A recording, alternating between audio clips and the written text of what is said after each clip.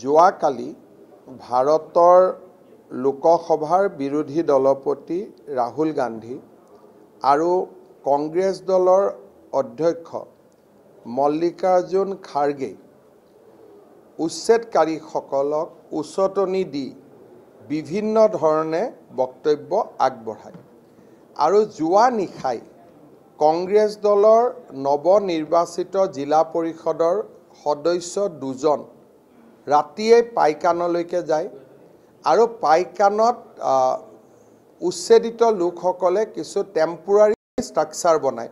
আপোনালোকে জানে যে গুৱাহাটী উচ্চ ন্যায়ালয়ে আমাক কৈছিলে যে তেওঁলোকক খোৱা পানী আদি দিব আৰু তেওঁলোকে কিছুদিন যদি টেম্পোৰাৰী ষ্ট্ৰাকচাৰত থাকিব খোজে তেওঁলোকক টেম্পোৰাৰী ষ্ট্ৰাকচাৰত থাকিব দিব। সেইকাৰণে আমি তেওঁলোকক তাৰ পৰা আঁতৰাই পঠোৱা নাছিলোঁ।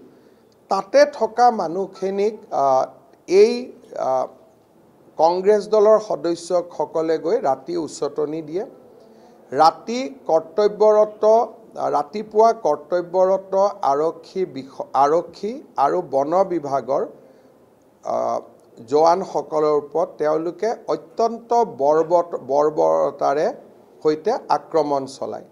ইটা, লাঠি, দা, জোং সকলো ধৰণৰ তেওঁলোকে অস্ত্ৰ আদি লৈ আহিছিল আৰু গোটেই নিশা এই আক্ৰমণৰ বাবে প্ৰস্তুতি চলোৱা হৈছিল। আমি তাৰ কেছ এটাও ইতিমধ্যে ৰেজিষ্টাৰ কৰিছোঁ আৰু যিসকলে উচতনি দিছিলে প্ৰত্যক্ষ আৰু পৰোক্ষভাৱে তেওঁলোকৰ বিৰুদ্ধে আমি গোচৰ পঞ্জীভুক্ত কৰিম আৰু প্ৰয়োজন সাপেক্ষে ৰাহুল গান্ধী আৰু মল্লিকাৰ্জুন খাৰ্গেকো আমি যদি সোধা পোছা কৰিব লাগে আমি সোধা পোছা কৰিম। আৰু এই ঘটনাটোত 21জন পুলিচ কৰ্মী আহত হয়, বন বিভাগৰ ফৰেষ্ট পুলিচ আহত হয়। যেতিয়া তেওঁলোকে আমাক আক্ৰমণ চলায় উপায়বিহীন হৈ আৰক্ষীয়ে গুলীচালনা কৰে। গুলীচালনাত এজন লোকৰ মৃত্যু হয়, এজন লোক গুৰুতৰভাৱে আহত হয় আৰু এজন লোক প্ৰাথমিকভাৱে আহত হয়। ঘটনাৰ তদন্ত চলিব আৰু এটা কথা স্পষ্ট যে এনেধৰণৰ ঘটনাই উচ্ছেদ বন্ধ কৰিব নোৱাৰে। আমাৰ পৰৱৰ্তী উচ্ছেদৰ বাবে উৰিয়াম ঘাটত ইতিমধ্যে ছাৰ্ভে আৰম্ভ হৈছে আৰু উৰিয়াম ঘাটত উচ্ছেদ কৰাৰ বাবে অসম চৰকাৰে ইতিমধ্যে যাৱতীয় কাম কাজ যিটো প্ৰক্ৰিয়া কৰিব লাগে সেই প্ৰক্ৰিয়া ইতিমধ্যে আৰম্ভ কৰিছে।